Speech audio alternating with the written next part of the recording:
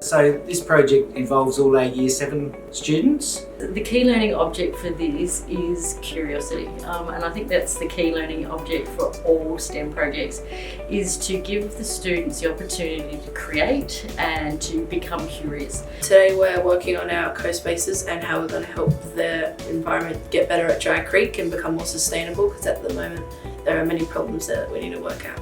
Our main problem has been cleaning up the creek and stopping rubbish from getting into the creek using bins. There's a lot of litter and 2 flasks flowing water.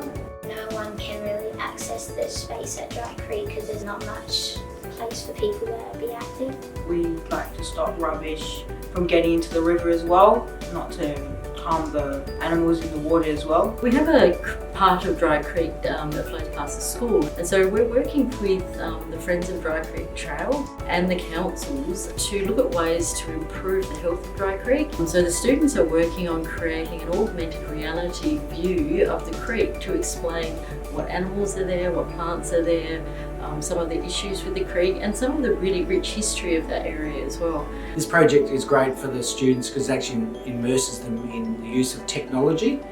Most students see technology when it comes to gaming and those type of things, but this actually uses that same type of technology to actually improve their learning and their learning outcomes. This is the introduction for the students to, I guess, really condense their learning in augmented reality. My favourite part of today was probably down in the immersion room doing the virtual reality there, because we got to touch and grab things and do activities.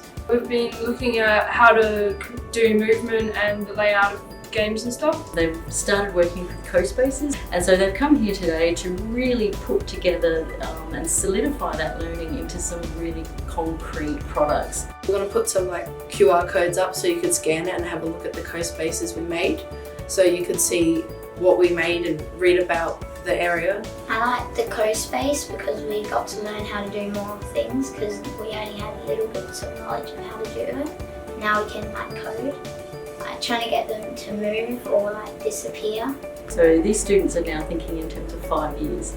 That's how long they'll be at the school, and they're thinking about what they can use their research projects for to improve and keep going. So we're going to talk to the council and see if we can put the QR codes up on signs to allow the public to use the virtual reality and augmented reality. We want to raise up the awareness of all the rubbish and just to keep people motivated to keep the rubbish in the bins and use them. So people can see about and read about the wildlife and what lives there.